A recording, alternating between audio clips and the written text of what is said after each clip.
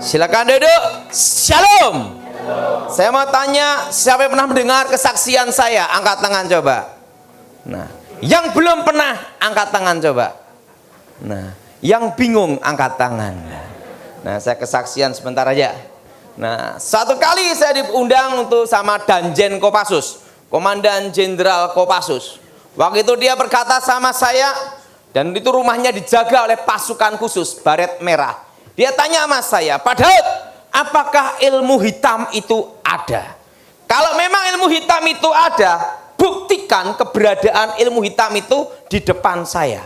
Di situ saya bingung. Kalau saya tidak buktikan, dia tanya mana buktinya. Tapi kalau saya buktikan, berarti saya masih praktek ilmu hitam. Nah, di situ bingung saya.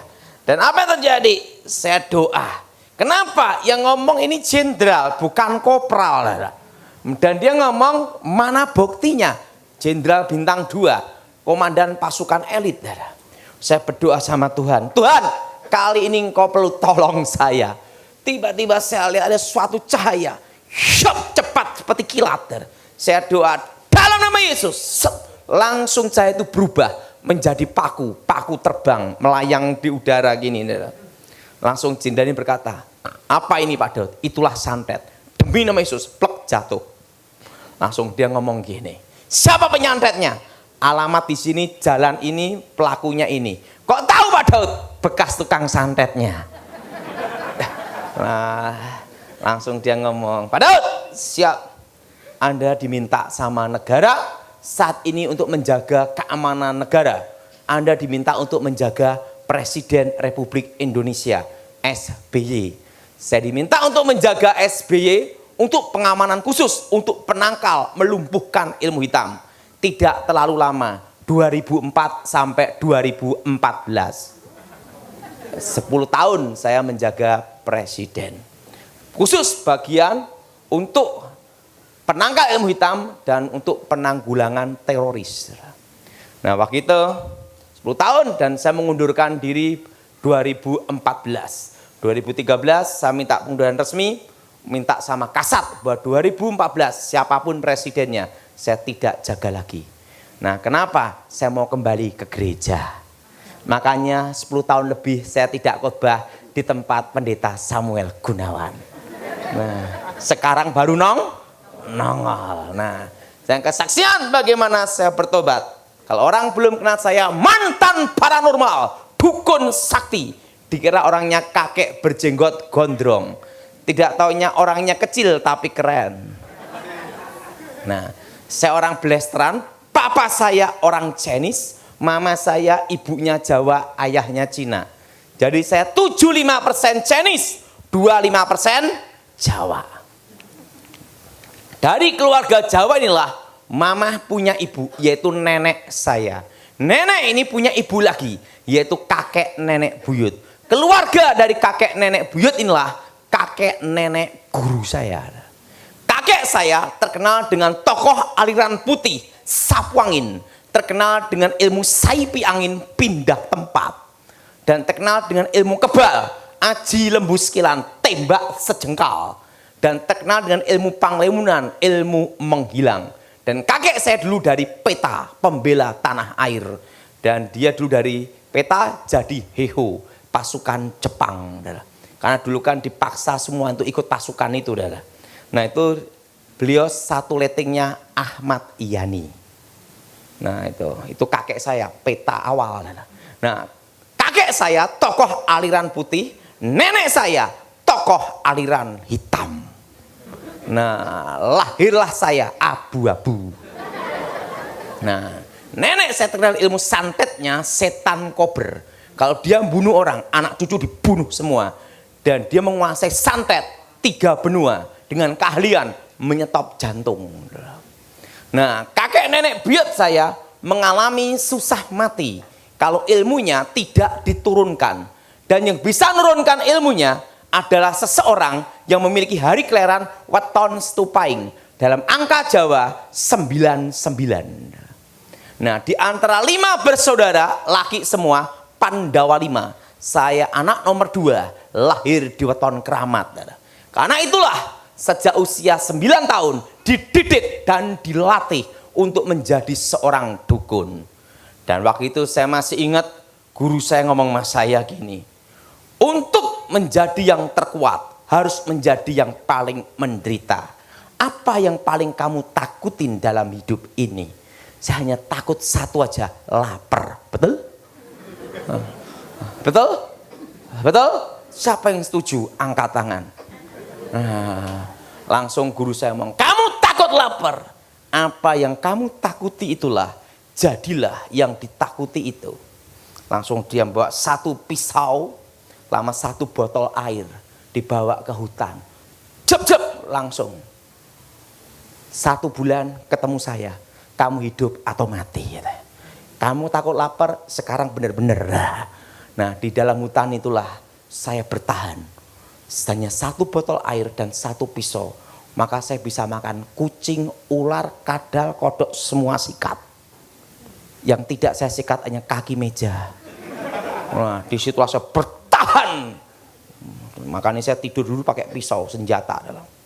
Nah, disitulah saya dilatih awal pertama. Ingat, kamu takut sama setan dan jadilah setan itu. Wah, itu motonya seperti itu.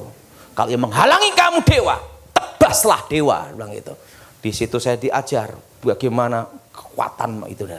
Nah, sekarang setelah kamu punya mental, baru belajar ilmu gaib. Jadi kalau orang tidak punya mental belajar ilmu gaib, jadi sarno, sarape keno. Jadi mental dulu dikuatin dulu. Nah, pertama kali saya belajar adalah aji tapak banyu, ilmu mengambang di atas air. Gara-gara punya ilmu itu, sampai sekarang tidak bisa renang.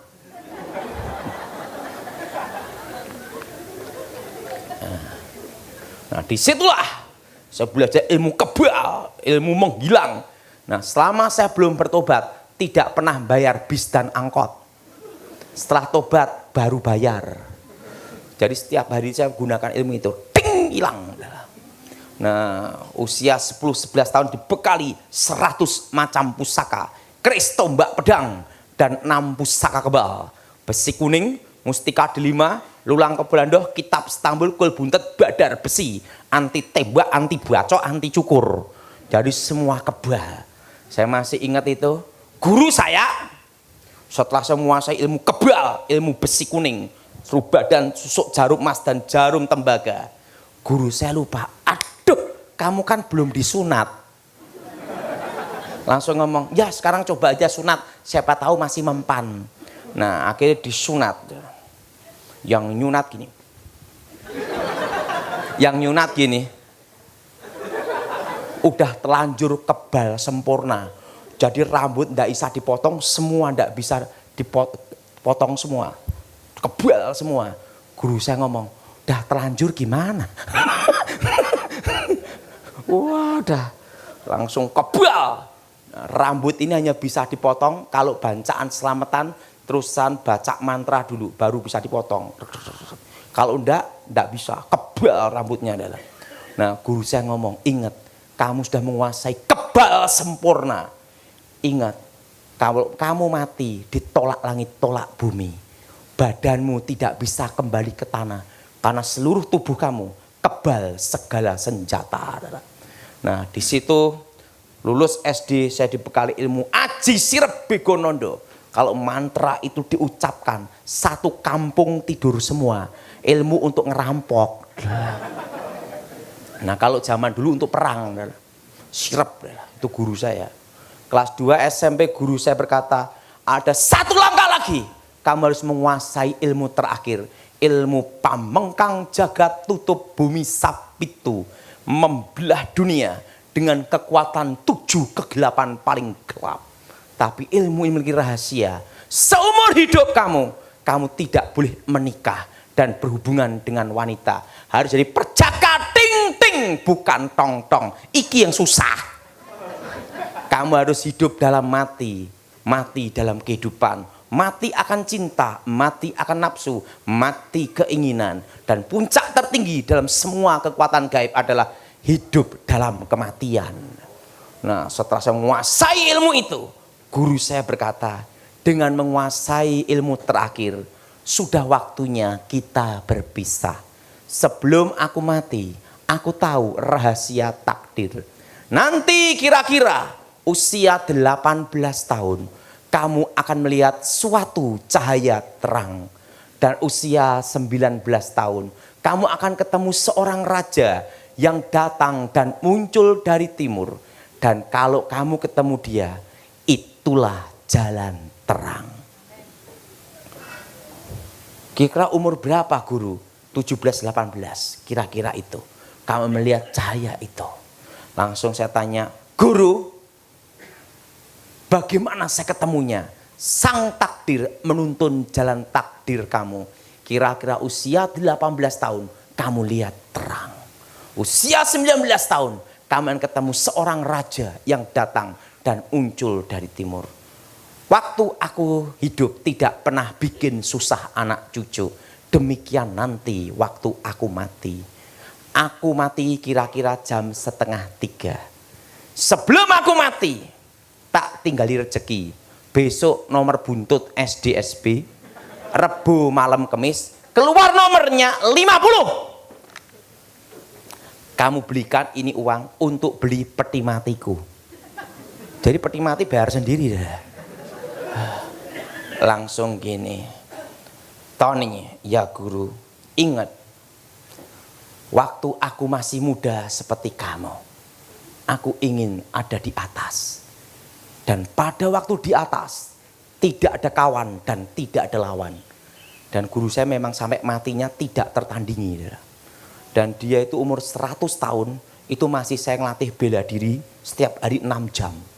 Dan sekali tendang, pohon pisang ambruk. Dan dia 3 meter. Itu masih latihan. Seperti aku muda, demikian saat ini. Waktu aku muda, aku seperti kamu, ingin ada di atas. Aku latihan, skill, kemampuan, instingku sama. Sampai aku ada di atas. Dan ingat, pada waktu kamu di atas, ingat wasiatku. Kamu harus hidup seperti di bawah.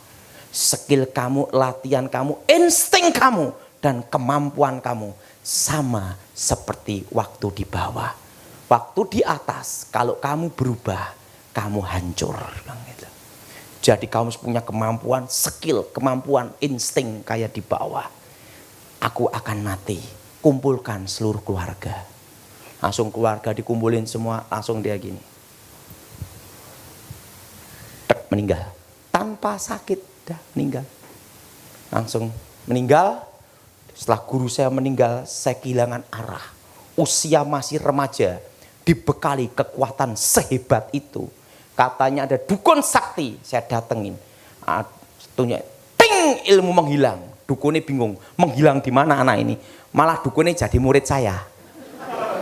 Saya kalahkan dukun-dukun berbagai aliran, bertarung terus setiap hari, bertarung terus. Karena ilmu itu kan panas, mau nyoba terus. Untuk menjadi kayak guru saya, legenda, tak terkalahkan. Saya kalahkan lawan-lawan. Mendekati usia 18 tahun, diajak kakak saya. Tan, ada KKR-nya Gilbert Lumaindong, ceweknya sip-sip. Saya ngomong, enggak bisa, pantangan saya perempuan. Yang cari cewek bukan kamu, tapi saya. Kamu cukup gunakan aji jaran goyang. Teko gendeng mulih ngangkleng, datang sinting pulang edan. Nah, kalau kena ilmu itu susah lepas. Nah, saya ikut KKR Gilbert, duduk di belakang. Tiba-tiba Gilbert berkhotbah. Orang Kristen tidak bisa disantet, tidak bisa dimantrai. Nah, dari belakang saya berkata, ini pendeta gemuk montok nantang orang. Saya baca mantra setan kober. Yes! Gilbert berkata, haleluya, ilmu saya kabur. So Gilbert ngomong, siapa dukun-dukun jimat-jimat maju ke depan. Saya kan tidak bisa bahasa Inggris. Saya kira Artakol itu tempat adu ilmu. Dari belakang saya maju ke depan. Wah, langsung. Untuk apa? Daftar bertarung. Maju. Nggak taunya Artakol itu maju didoain. Saya tantang Gilbert bertarung. Kalau aku kalah ikut kamu. Kalau kamu menang Ingat, kalau aku kalah ikut kamu, kalau kamu menang aku ikut kamu. Tapi kalau aku menang kamu mati. Gilbert ngomong, baiklah. Saya singkat aja, saya bertarung sama Gilbert, ditemani berapa pendeta dia. Saya kalah, mental, hilang ingatan, gila 1 tahun. Saya didoain pendeta-pendeta, bukan tambah sembuh, tambah gila. Nah, tepat 1 tahun, tiba-tiba terdengar suara, akulah Alfa, akulah Omega, akulah yang awal, akulah yang akhir. Aku telah mati, bangkit, hidup kembali. Akulah aku, YHWH, Yahweh. Jadi pada waktu saya mendengar nama Allah, itu adalah Yahweh. Langsung. Wajahnya melebihi cahaya matahari, sinar pelangi. Akulah Alfa, akulah Omega. Aku adalah aku, akulah aku, YHWH, Yesua Hamasia. Saya ketemu Yesus sendiri tahun 93. Tidak bisa lihat wajahnya, hanya jubahnya dan lubang pakunya ada di sini. Coba semua pegang bagian sini. Bukan di sini. Kalau di sini dipaku robek, maka bagian sini maka bisa ini loh. Saya ketemu Yesus sendiri tahun 93. Dan dia langsung ketemu saya, tumpang tangan, langsung gini. Hilang. Disitulah saya bertobat, sembuh dari hilang ingatan. Saya ketemu Gilbert, disuruh sekolah Alkitab. Saya sekolah Alkitab di Inteos, murid pendeta Pontas Pardede, lulus tahun 96, ranking 4, tepuk tangan dulu. Karena muridnya tinggal 4.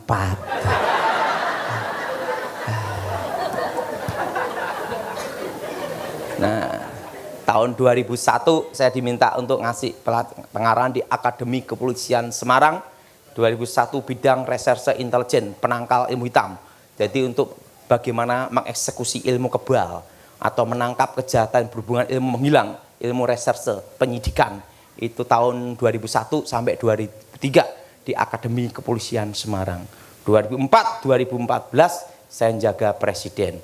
2014 sampai sekarang saya kembali ke gereja. Nah, tapi waktu saya jaga tetap ke gereja pelayanan. Tapi tidak seperti sekarang ini. Sekarang banyak untuk keluarga. Dulu hampir tidak ketemu. Tiba-tiba anak udah gede gitu lah. Nah, dan apa yang terjadi? Saya mau tanya sama saudara. Siapa yang percaya Yesus yakin masuk surga? Angkat tangan.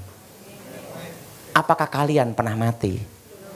Berbahagialah orang yang percaya. Walaupun tidak melihat. Saya percaya karena saya melihat. Kita buka dalam Injil Yohanes pasal 14. Injil Yohanes pasal 14. Injil Yohanes pasal 14. Ayat pertama sampai dengan ke-7. Injil Yohanes pasal 14 ayat pertama sampai dengan ke-7. Saudara yang genap, saya yang ganjil. Janganlah gelisah hatimu, percayalah kepada Allah, percayalah juga kepadaku. Ayat 2 sudah baca? Di rumah apa, saudara?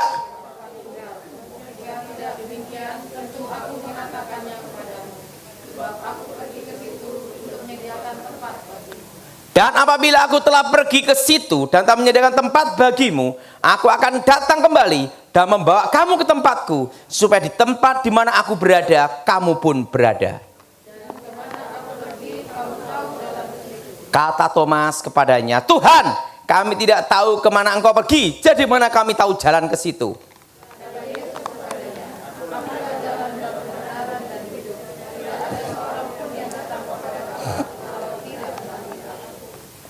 Sekiranya kamu mengenal aku, pasti kamu juga mengenal Bapakku. Sekarang ini kau mengenal dia, dan kamu telah melihat apa, saudara? Dia. Akulah jalan, kebenaran, dan hidup. Nah, hanya ada satu jalan untuk masuk surga, yaitu nama Yesus. Nah, dan Yesus pergi ke surga, naik ke surga untuk nyiapin rumah bagi kita. Di rumah Bapak banyak tempat tinggal. Waktu saya lulus sekolah Alkitab, saya lihat kehidupan pendeta. Pendeta itu susah sekali. Banyak proyek thank you, proyek terima kasih. Capek-capek doain jemaat dalam nama Yesus sampai ludah habis. Waktu mau pulang hanya ngomongnya gini, terima kasih pendeta, ongkos pulang pergi bayar sendiri. Dan saya lihat jemaat yang pelit sama yang murah hati, banyak yang pelit. 1000 jemaat, 900 pelit, 100 orang itu murah hati, itu pun mujizat. Wah, saya lihat, wah susah sekali jadi pendeta. Maka saya banting setir ke bisnis. Karena jadi pendeta berat, jadi hamba Tuhan proyek thank you. Nah, saya mulai bisnis dan berhasil. Seumur hidup saya, dari saya lahir tahun 74 sampai 2018, saya tidak pernah utang bank. Saudara boleh cek bank seluruh dunia tentang saya, seputih salju. Saya tidak ada utang bank seumur hidup, karena saya paling takut utang bank. Nah, disitulah saya merintis bisnis dari pengecer, agen sampai jadi pabrik tanpa utang bank dan hanya modal 100.000 rupiah. Saya jadi pabrik plastik. Nah, setelah berhasil, lupa panggilan Tuhan. Nah, makanya orang lupa Tuhan itu pada waktu diberkati. Manusia ingat Tuhan waktu susah, betul? Yang ngomong betul pelaku semua. Dan apa yang terjadi? Waktu saya doa, Tuhan bicara, Daud, ada apa Tuhan? Sudah waktunya kamu pulang ke rumah Bapa. Hah? Mati. Saya ngomong sama Tuhan, Tuhan, kalau kiranya umurku diperpanjang sesaat saja, aku melayani Engkau sampai akhir hidupku. Tuhan berkata, sudah waktunya. Di situ saya bingung, kalau saya mati modelnya kayak apa?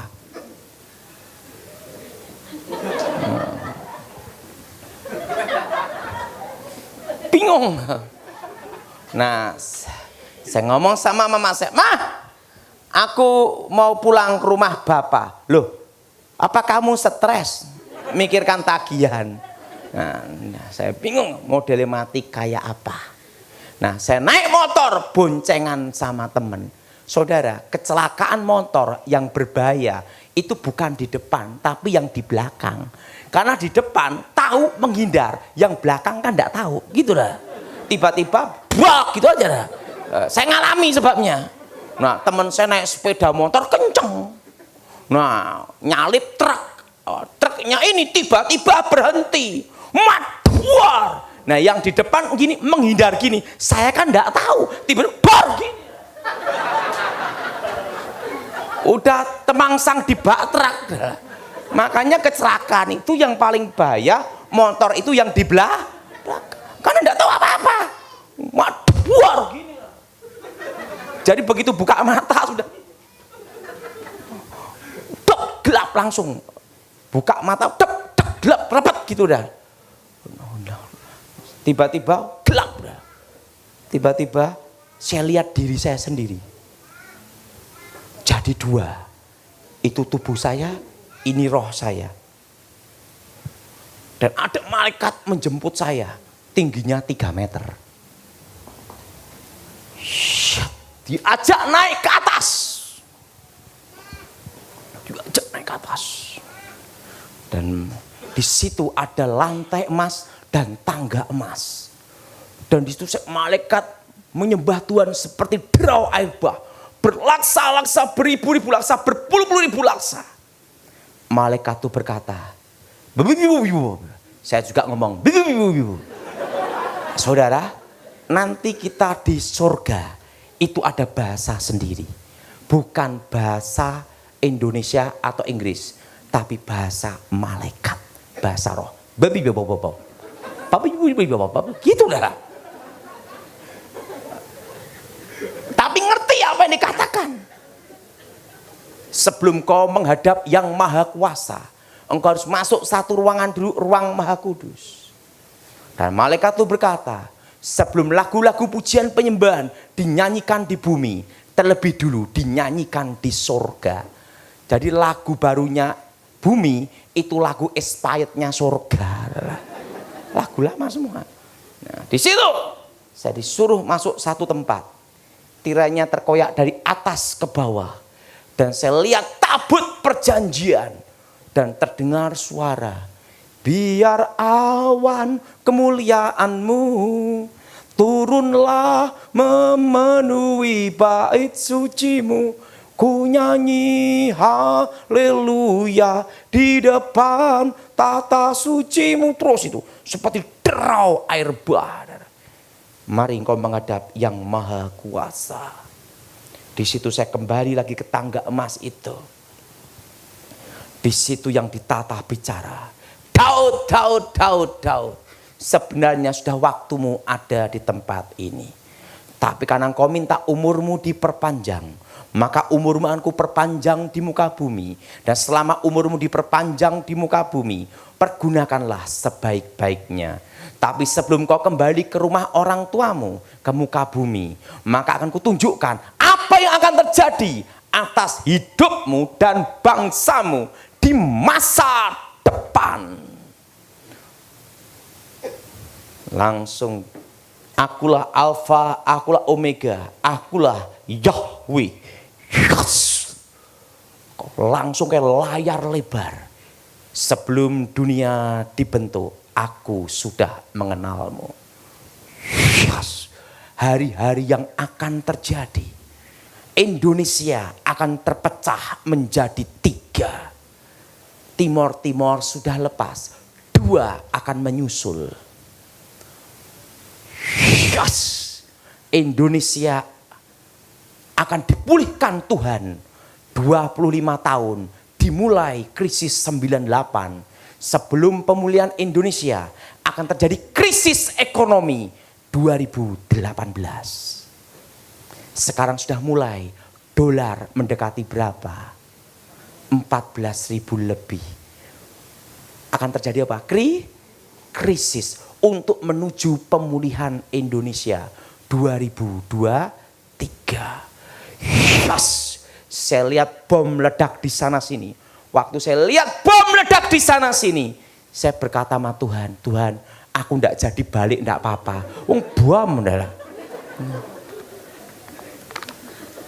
Tuhan berkata, engkau harus kembali ke rumah orang tuamu. Mari kutunjukkan, di rumah Bapakku banyak tempat tinggal. Di surga tidak ada orang mati. Yang ada hanya Tuhan dan para malaikat. Orang-orang mati dalam Tuhan itu di Firdaus. Surga sama Firdaus itu beda. Kenapa? Dua-duanya saya pernah ke sana. Jadi saya bisa cerita adalah siapa yang ingin ke sana hari ini? Belum siap, betul? Saya sudah ke sana. Jadi saya bisa ngomong. Dan apa terjadi? Mari kutunjukkan di rumah Bapakku banyak tempat tinggal. Saya diajak jalan, lantainya emas. Dan ada benteng, ada tembok air mengalir. Itu terbuat dari batu blue sapphire, ruby, emerald, cat eye. Dan yang tidak ada adalah batu akik. Jadi di surga maju batu akik tidak kelihatan. Adanya itu paparaca, blue sapphire, ruby, cat eye, emerald. Nah langsung. Apa yang ingin kau tanyakan? Ku jawab, Tuhan, kapan engkau datang? Tuhan bicara, engkau tidak perlu tahu waktunya dan masanya. Karena tidak ada seorang pun manusia, nabi maupun malaikat yang tahu kapan aku datang. Yang perlu engkau tahu, aku menyertai umatku sampai kesudahan zaman. Kalau gitu Tuhan, aku ingin tahu siapakah jodohku. Kalau dikasih yang gini, lebih baik tidak balik. Langsung gini, sebelum dunia dibentuk, aku sudah mengenalmu. Akulah Alfa, akulah Omega. Akulah yang mengawali segala yang ada. Saya lihat lubang pakunya di sini. hari-hari yang akan terjadi kelihatan semua. Sebenarnya hidup ini kita tinggal menjalani. Hari yang akan datang itu sudah ada di sana. Yes. Saya lihat ada wanita rambut lurus panjang. Siapa itu Tuhan? Itu istrimu di masa depan. Mau lihat wajahnya ditutup. Tuhan, yang rambut panjang jutaan gimana nyarinya? Engkau akan ketemu di satu tempat. Saya ketemu istri saya di Jogja, di KKR, rambut lurus. Hari yang akan terjadi, semua kelihatan. Ada seorang wanita, seorang putri, anak kecil, tertawa, tersenyum ke saya gini. Siapa itu anak kecil itu perempuan? Itu anakmu di masa depan. Bayangkan, sebelum saya menikah, sebelum ketemu istri saya sudah lihat anak saya. Kelihatan. Dan anak itu namanya Felicia. Udah gede segini. Sekarang umur 13 tahun. Jadi sebelum dia lahir, saya udah lihat dia. Gini. Nah, itu anakmu di masa depan. Ada seorang pengkhotbah, gemuk, pendek, jelek. Siapa itu Tuhan? Itu engkau di masa depan. Hari-hari yang akan jadi. Engkau jadi penasihat orang-orang terkemuka di negerimu. Terusan Tuhan ngomong, sudah waktunya kamu kembali ke rumah orang tuamu. Pergunakan hidupmu sebaik-baiknya. Tuhan, sebelum aku kembali ke rumah orang tuaku, aku minta satu hal, jangan engkau tolak sampai aku ke tempat ini lagi. Jawab iya dulu. Tuhan berkata, sudah waktunya kamu balik. Saya ngomong, enggak mau balik. Sebelum kau jawab iya dulu permintaanku. Tuhan ngomong, baiklah, kecuali kedatanganku, ku jawab iya. Tuhan, jangan beri aku kekayaan. Nanti kalau kaya lupa siapa engkau. Dan kalau jangan beri pula aku kemiskinan. Karena orang miskin itu susah, modal hanya nekat terus. Aku minta satu aja Tuhan, sampai balik ke tempat ini. Apa itu? Cukup bisa beli apa-apa. Betul?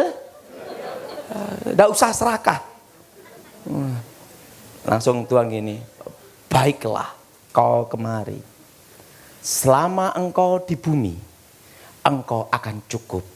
Dan aku sendiri, bukan nanti malaikat yang menjemputmu, tapi aku sendiri yang akan menjemputmu.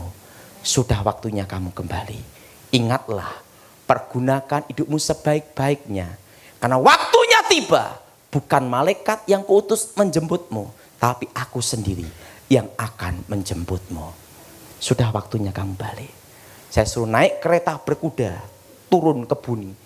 Itu kudanya berapi, kuda putih bersinar api. Roh saya masuk, les, saya hidup kembali. Mama saya, Daud mati, kok hidup lagi?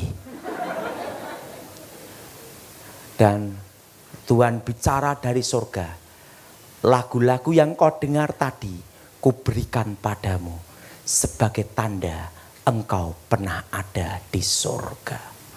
Di situ saya baru mengerti. Langsung saya nulis lagu awan kemuliaan, ku nyanyi haleluya, tabut kekuatan.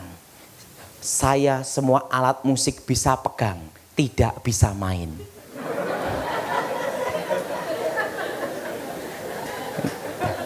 Tapi saya sudah menggubah lagu, tidak terlalu banyak, 75 lagu. Itu lagu dari sana.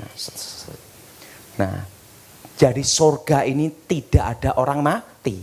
Kenapa? Ingat, menunggu hari pembagian mahkota. Nah, orang-orang yang mati dalam Tuhan, posisi ada di mana? Betul? Itu ada di Firdaus. Firdaus itu bagian dari surga.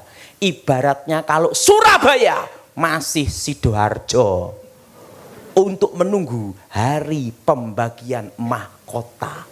Karena kebetulan saya sudah lihat di sana juga.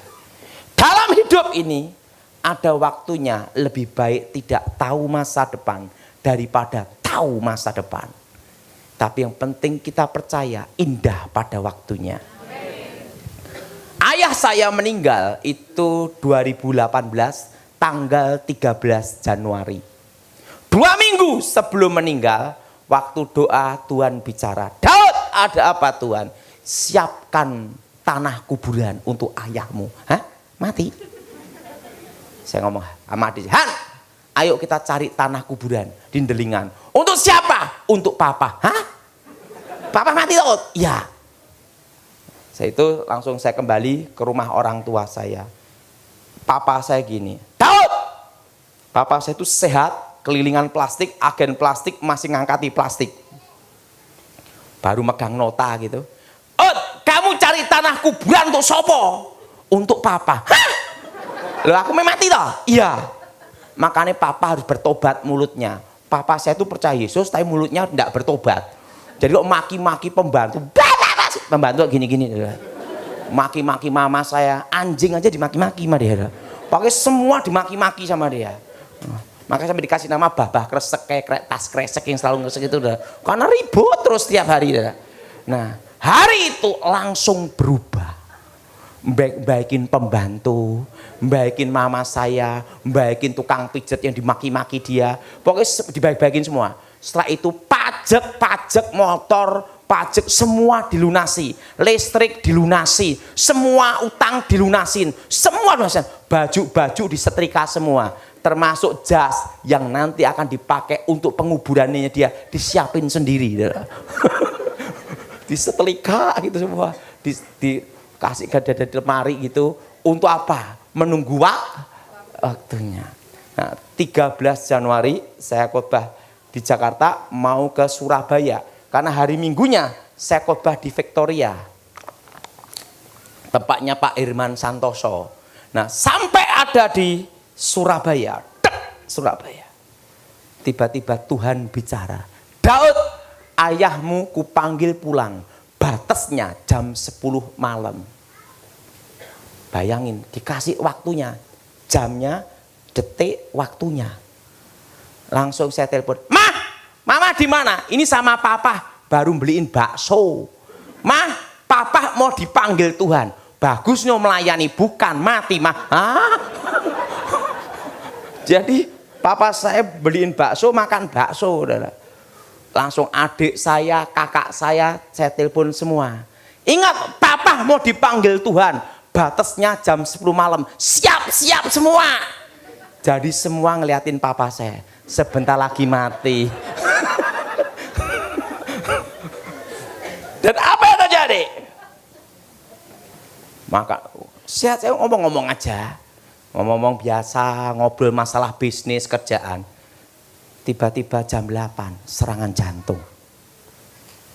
Saya doa sama Tuhan. Tuhan, beri waktu 1 malam saja. Supaya saya ketemu ayah saya sebelum engkau memanggil. Tuhan ngomong sama saya. Saya doa Tuhan beri waktu 1 malam aja. Bicaralah Tuhan. Tidak dapat jawaban. 1 malam saja. Karena apa? Kalau saya naik pesawat tidak bisa. Adanya Minggu pagi jam 6. Mau naik kereta 5-6 jam. Naik mobil 6 jam. Naik bis 6 jam. Surabaya Solo kan tidak. Jam 9 saya doa. Jam 9.30 saya ditelepon. Ini papa di ruang ICU gini-gini. Serangan jantung. Tuhan, kehendak-Mu yang jadi. Tuhan tuh menunggu saya ngomong kehendak-Mu yang jadi. Waktu saya ngomong kehendak-Mu yang jadi, langsung Tuhan bicara. Hari ini, jam ini, detik ini, ayahmu bersama-sama aku di Firdaus. Yes, langsung kelihatan. Itu tidak dibatasi ruang dan waktu. Saya ada di Surabaya, bisa langsung lihat papa saya di Solo. Dipegang-pegang dadanya gini. Dan dari tubuhnya keluar cahaya. Depsap. langsung pindah ke satu tempat. Tempatnya itu tiada ujung dan ada pintunya, itu bersinar putih kristal, langsung buka gitu darah. Dan papa saya langsung ditok 69 tahun, meninggal umur 69. Saya baru mengerti yang dihitung tahunnya itu bukan waktu kita lahir, tapi pada waktu terbentuk hari pertama di janin. Jelas? Jelas? Jadi waktu dalam kandungan jadi pembuahan sel sperma dan sel telur. Itu dihitung hari pertama. Baru saya mengerti, Dara. Jadi dihitung dari situ, bukan waktu lahir. 69 tahun. Langsung papa saya masuk. Langsung berubah. Jadi kayak usia 20 tahun. Nanti yang tua-tua semua di Firdaus berubah.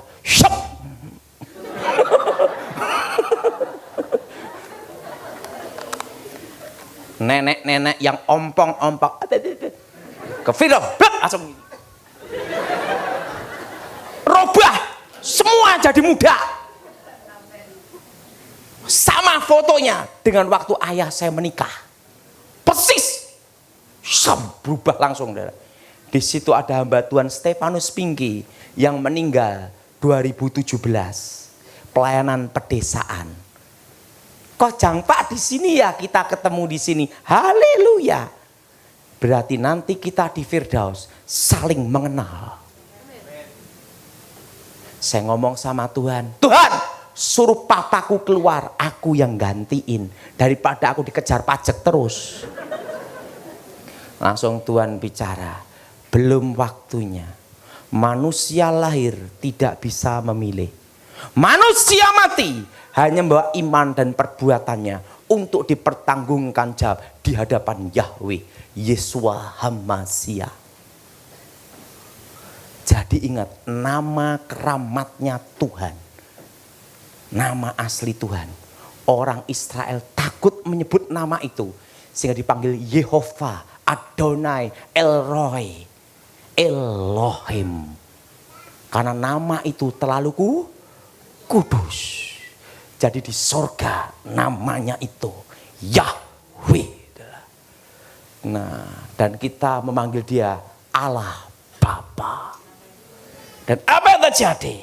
Langsung Tuhan bicara sama saya tentang rahasia 2 mahkota. Itu ada berapa mahkota? Nah, saya hanya dijelaskan rahasia 2 mahkota. Itu ada berapa mahkota? Ada 2 mahkota yang dijelaskan sama saya. Pertama, mahkota utama. Apa saudara? Mahkota kemuliaan.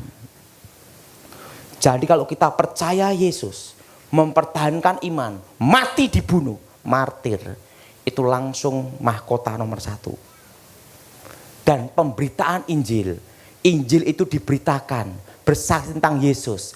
Orang itu percaya atau tidak, Injil itu diberitakan, udah dapat poin. Justru nomor 1 itu bukan bangun gedung, tapi penginjilan. Dan apa yang terjadi setelah itu? Kalau kita memberitakan Injil, ada yang bertobat sampai ke Firdaus, poinnya beda. Misalnya saya pelayanan, ini bertobat, setelah itu dia penginjilan, banyak orang bertobat dalam pelayanannya. Poinnya dia saya dapat. Jadi inspirasinya multi level marketing itu di sana, Itu mahkota kemuliaan. Yang kedua adalah mahkota kehidupan. Nah, mahkota kehidupan itu buah-buah pertobatan kita. Misalnya bangun gereja, kita nyumbang, itu mahkota kehidupan. Mahkota apa, Saudara? Jadi yang utama itu penginjilan. Untuk dana misi ke pedalaman, dana misi di pedesaan, sampai di tempat yang tidak tahu tentang Injil. Itu mahkota nomor 1, Saudara. Itu perintah Yesus Kristus langsung, Saudara. Nah, yang kedua, mahkota kita nyumbang-nyumbang orang susah, nengok orang susah, bantu orang-orang sakit, suka menolong, buah-buah pertobatan. Itu mahkota kehidupan. Tapi mahkota tertinggi adalah pada penginjilan. Dan waktu itu Tuhan bicara tentang 2 mahkota ini. Itu ada berapa mahkota? Dan Tuhan ngomong sama saya, pergunakan hidupmu sebaik-baiknya. Di Firdaus, itu orang-orang mati dalam Tuhan, jubahnya putih semua, tidak ada jahitannya. Penyembahannya beda dengan di gereja. Kalau di gereja kan gini, atau gini, tekluk tidur. Di sana tuh gini, serasi semua, wajahnya bersinar semua, dan tidak ada yang tua, semua jadi muda, dan mereka menunggu hari pembagian mahkota. Ingat, kita nanti semua akan ke sana, tapi jangan hari ini. Tapi udah waktunya, ya silahkan. Nah, jadi percaya Yesus, mempertahankan iman sampai akhir itu pasti. Tapi untuk mendapat mahkota itu perlu diperjuangkan. Jadi perjuangan kita itu bukan untuk masuk surga.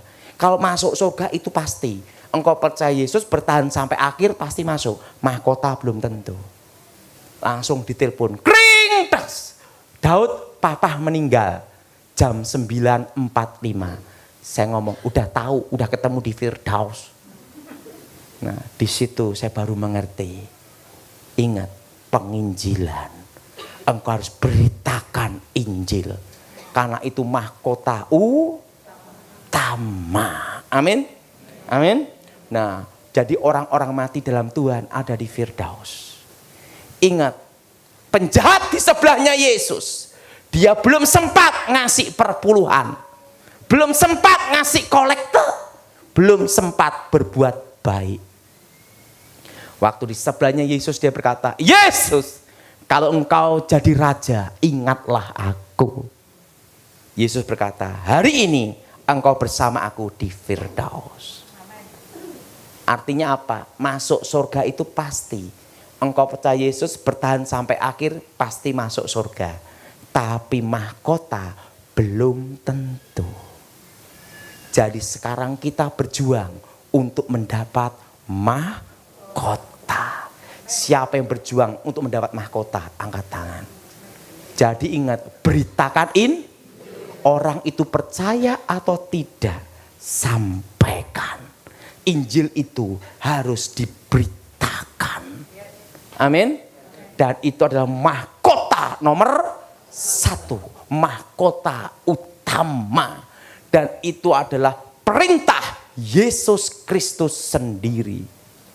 Justru membangun gereja, bantu orang miskin, itu mahkota kedua. Kehidupan. Lebih baik dapat mahkota daripada tidak sama sekali. Betul? Ada yang ngomong, Pak, yang penting masuk Firdaus dulu. Jadi ingat, Firdaus itu bagian dari orang-orang yang mati dalam Tuhan ada di situ semua. Untuk apa? Menunggu hari pembagian. Apa saudara? Mahkota.